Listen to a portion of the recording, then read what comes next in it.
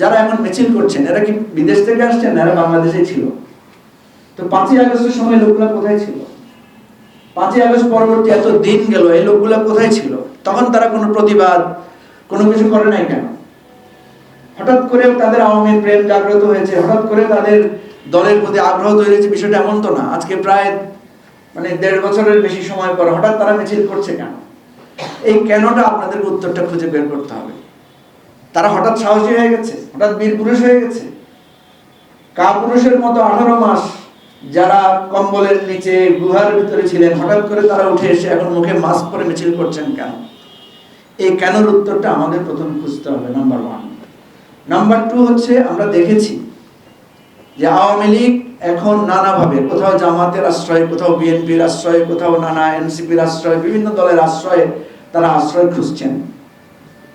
এবং এটা আপনারা জানেন যে এক দলের বিরুদ্ধে আরেক দলের নানা ধরনের নেতিবাচক আঙ্গুল তোলাও আছে, যে এরা স্বৈরাচারকে বা এরা পতিতদেরকে এরা শেল্টার দিচ্ছে। আওয়ামী লীগের এত দুর্ভাগা পরিস্থিতি পড়েছে যে তারা এখন বিভিন্ন দলের আশ্রয়ে যেতে হচ্ছে তাদেরকে। আমরা স্পষ্টভাবে আওয়ামী লীগকে বলি যে আপনারা একটা গণহত্যা করেছেন, আপনারা লুটপাট করেছেন, এদেশের গণতন্ত্র নির্বাচন ব্যবস্থা ধ্বংস করেছেন, এটা আগে বুঝেন, স্বীকার করেন, দেন আপনাদের পথ খোঁজেন। এভাবে কোথাও নোয়াখালীতে, কোথাও হাতিয়াতে, কোথাও দেখলাম যে চরের মধ্যেও তারা মিছিল করছে, কোথাও দেখলাম যে 8-10 জন মিলে মিছিল করে তারা ফেসবুকে আপলোড দিচ্ছে।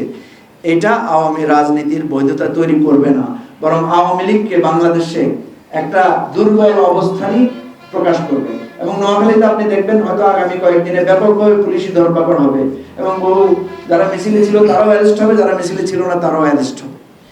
এই রাজনীতির এই চক্রটা আমরা বন্ধ করতে চাই। আমরা চাই যে একটা রিয়েল বাংলাদেশে, একটা রিয়েল জায়গায় আমরা আসতে পারি। প্রত্যেক অন্যায়, অত্যাচার, অবিচারের বিচার হবে, আবার মানুষের অধিকার সুরক্ষিত হবে। এটাই হতে হবে আমাদের রাষ্ট্রকে বিনির্মাণ, রাষ্ট্রকে পুনরায় ঘুরে দাঁড়ানোর পথ। আমরা যদি পুরানো পথে হাঁটি, আমরা যদি পুরানো রাস্তায় ঘুরি, আওয়ামী লীগের ভোকাবুলারি এখনো চেঞ্জ হয় নাই। এখনো তারা বলে যে আসতেছি, তোদেরকে খাইয়ে ফেলবো। তারা এখনো বলে যে আর কয়দিন আপা আসুক, দেখুক কি করে। তো ভাইগুলো তো বলছেন পালাবো না, খেলা কি খেলা হবে, এগুলো তো বলছেন আপনারা। এগুলো তো পুরানো সিলেবাস। নতুন কোন সিলেবাসে আসেন, নতুন সিলেবাসে আসেন। আমরা চাই আপনারা বাংলাদেশের নাগরিক, আপনারা যদি অন্যায় করেন বাংলাদেশের রাষ্ট্র ব্যবস্থা আপনাদের বিচার হবে, আপনারা নিশ্চয়ই এটা অস্বীকার করবেন না। আমরা আপনাদের ন্যায় বিচার চাই এবং মানুষের গণতান্ত্রিক অধিকার, রাজনৈতিক অধিকার চাই। তবে সেটা স্বীকারোক্তির মধ্য দিয়ে, সেটা নিজের ত্রুটি বিচ্যুতি দূর করার মধ্য দিয়ে।